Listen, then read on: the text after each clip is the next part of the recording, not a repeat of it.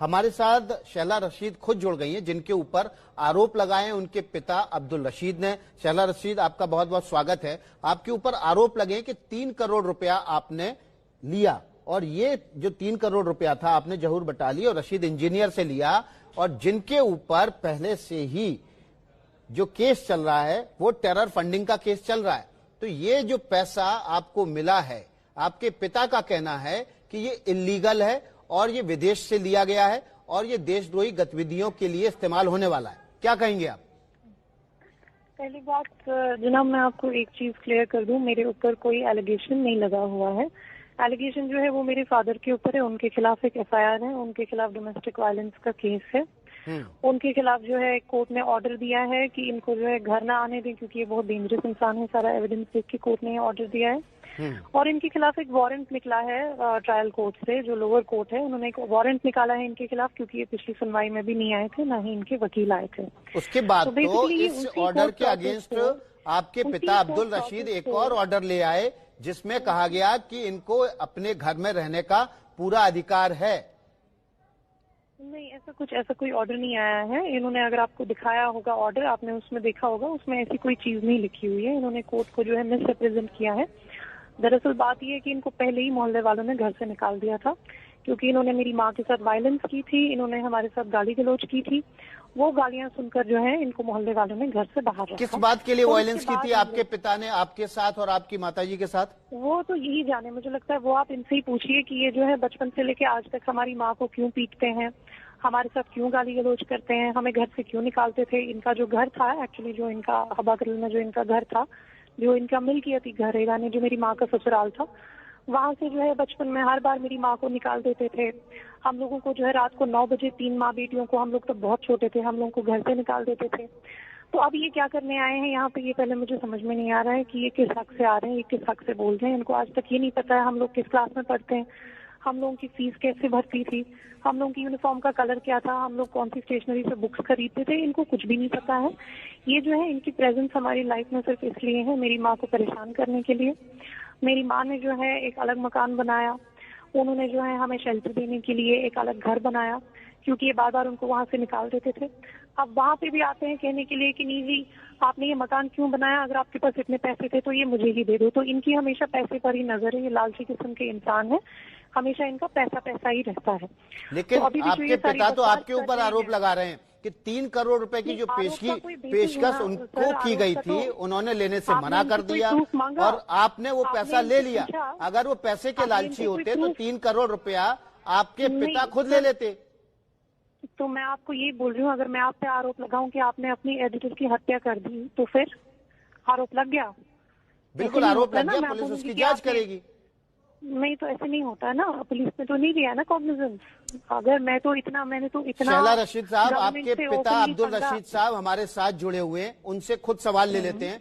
रशीद साहब, आपके ऊपर आरोप लग रहा है कि आप पैसे के लालची हैं, जवाब दीजिए। सुनिए। जी, मैं सुन रहा हूँ। इसको बोलो, जब ये पढ़ाई के बाद पहली बार कश्मीर से बाहर गई, किसके साथ गई?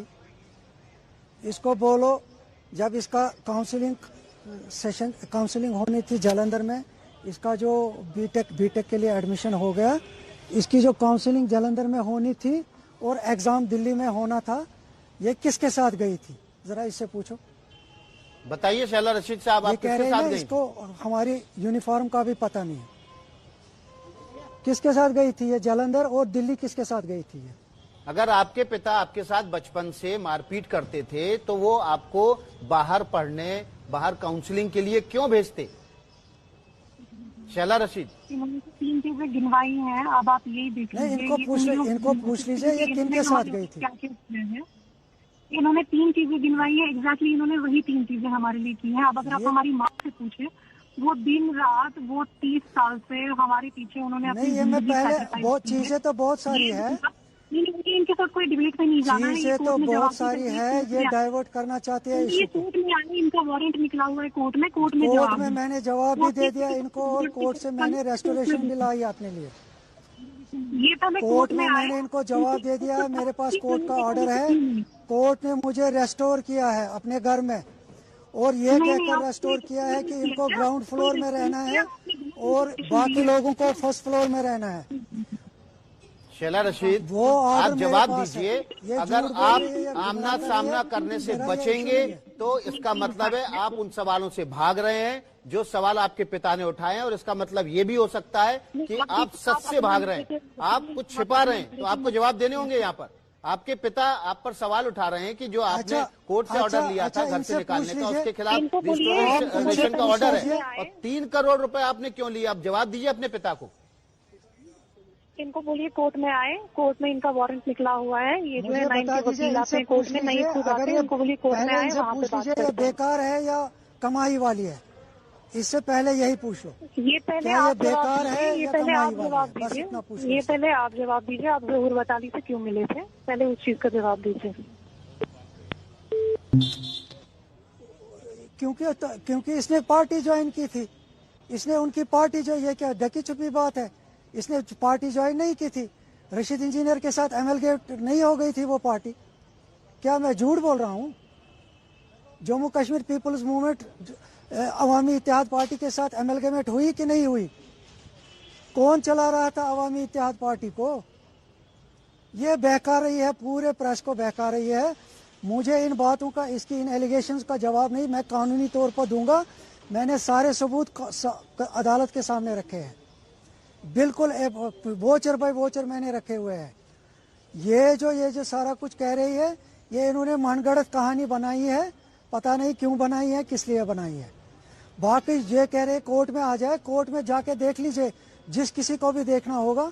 एक तो मैंने अपना डिफेंस रखा है, डिफेंस के साथ सारे सबूत रखे हुए हैं जो मुझे प्रूव करेंगे इंशाल्लाह कि मैं बेकसूर हूं, और जो एलिगेशंस उन्होंने लगाई है वो बिल्कुल सरासर बेबुनियाद एलिगेशंस है। अब्दुल रशीद, आपकी बेटी कह रही है शैला रशीद कि आपने जो 3 करोड़ रुपए का इल्जाम लगाया है वो सफेद झूठ है, आप ही खुद पैसे के लोभी हैं, लालची हैं।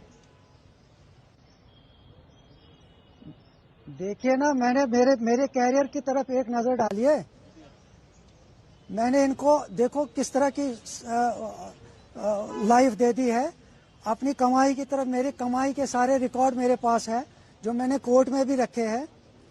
इनकी अगर आप बात सुनेंगे, मैंने पिछले 40 साल कुछ कमाया नहीं है। अगर इनकी बातों पे आप जाएंगे तो मेरा जो कोर्ट में डिफेंस है, वो डिफेंस मैंने सपोर्ट किया है, उसके साथ सपोर्ट किया है सारा मटेरियल एविडेंस कि मैंने कमाई कब की है, इनके ऊपर कब खर्चा किया है। इनके पास कुछ नहीं है, ज़बानी बोलने के सिवा इनके पास कुछ नहीं है।